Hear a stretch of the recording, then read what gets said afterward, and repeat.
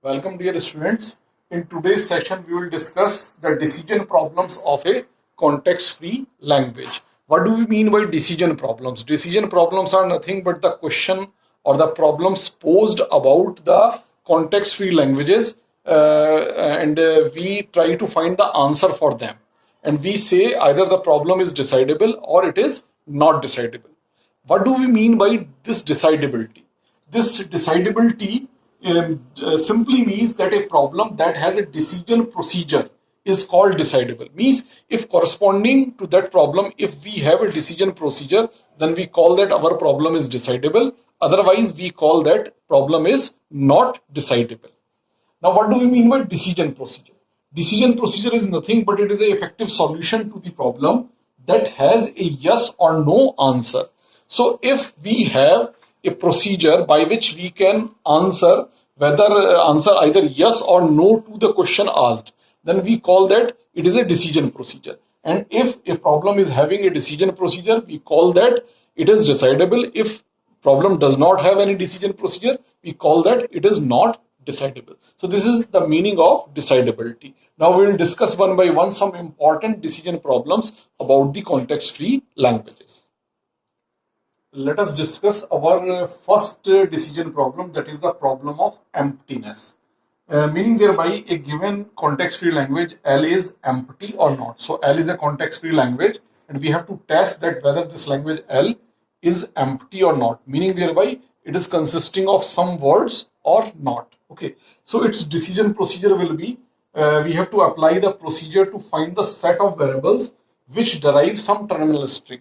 You just remember this work we have done as the first simplification when we were doing the simplification of a context-free grammar. So we have to apply the same procedure to find the set of variables which derive some terminal string. Suppose this set of variables which we have find through this procedure is vn dash. Certainly it will be a subset of vn.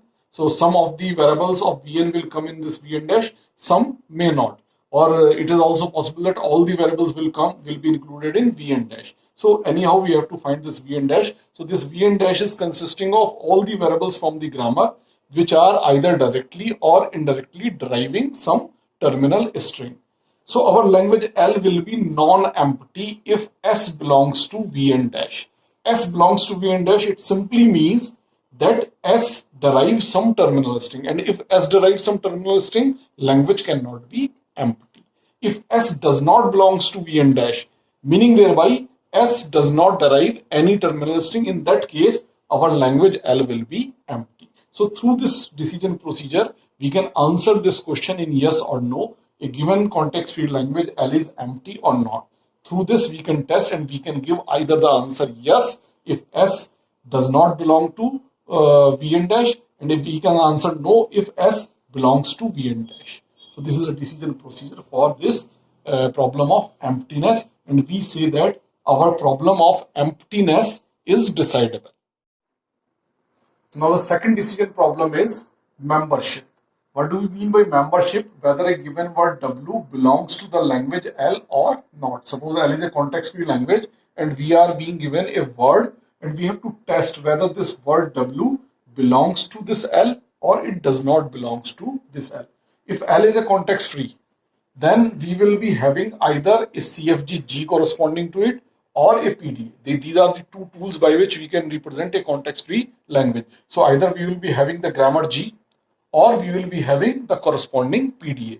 If we are having the grammar G, then we can find a systematic leftmost derivation or a derivation tree.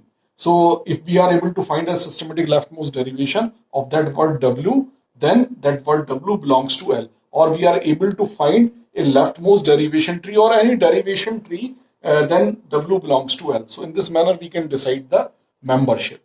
Or if we are having a PDA, we will simply run that string W over the PDA to test whether it is accepted or not. There are two criterions of acceptance over the PDA, by final state or by empty store. So in whatsoever is our criteria over which that PDA is defined, whether through empty store or through the final states, if that string is running successfully and getting accepted over that machine, then it will be the part of the language defined by that particular PDA, that is the member of L. So in this manner, we can answer the question of this membership, whether W belongs to L or not. So the problem of membership is also decidable.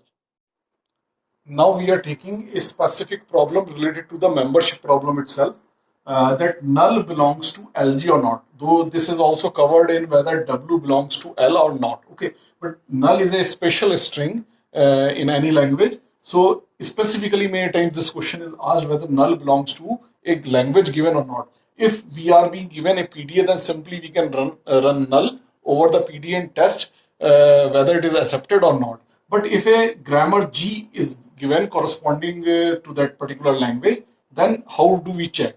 Then there is a specific procedure for checking the null, that we will find the set of nullable variables, say W. This work we have done when we have removed the null productions from our grammar. So this is the third kind of simplification which we have done over our CFG. So in that procedure, we will find the set of nullable variables. Say that set of nullable variables is W.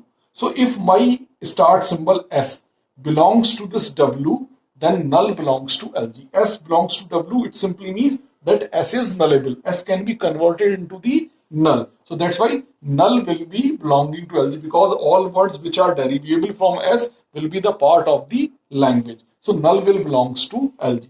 So in this manner, this problem is also decided. Now the next problem is the finiteness. Simply we have to check whether a given language L contains the finite number of words or the infinite number of words. So how much is the membership of the language L, whether some finite number or some infinite number. Okay, so its decision procedure is, now we have to first construct a non-redundant grammar G in CNF, that is in Chomsky normal form, which generates the language exactly the L minus null. Okay, so we have to construct a grammar G in Chomsky normal form. In Chomsky normal form, you can see that all the productions are of the form either variable to a terminal or a variable to a pair of two variables. Okay, so of this form only. Okay, so now from this grammar, which is in CNF, we will draw a directed graph. How do we draw a directed graph? Suppose there exists a production of the form A to BC of this form.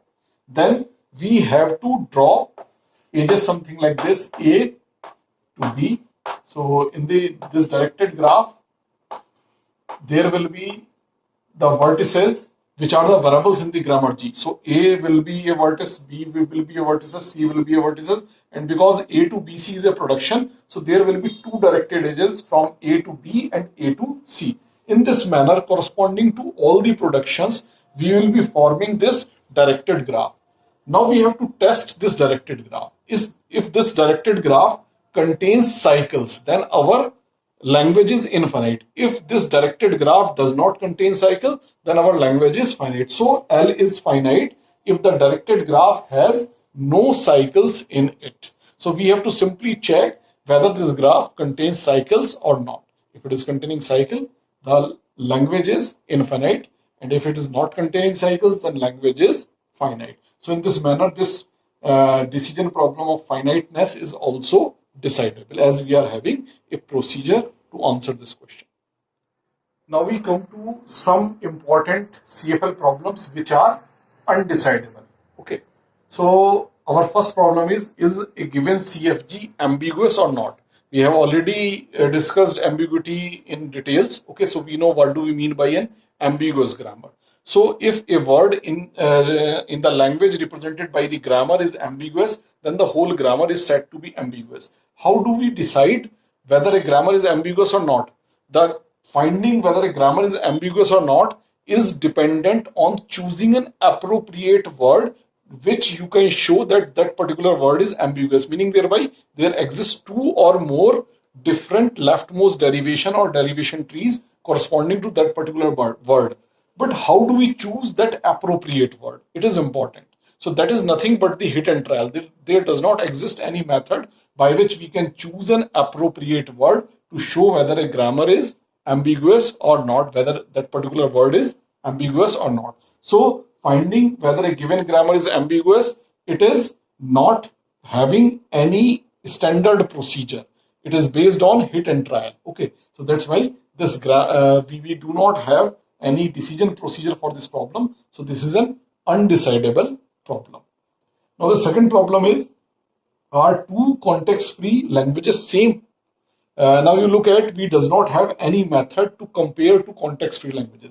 If a language is context-free, then it will be represented either by the corresponding grammar or the PDA. And we do not have any method to compare two PDAs or two grammars. Like if you remember, we were having a comparison method to compare two FAs corresponding to the regular language. If we talk about the decision properties of the or decision problems of the regular languages, so comparing whether two given FAs are representing the same language or not, that was decidable at that point of time because we were having such a method there. But we do not have any such method for context-free languages. So whether two given context-free languages are same or not, it cannot be decided.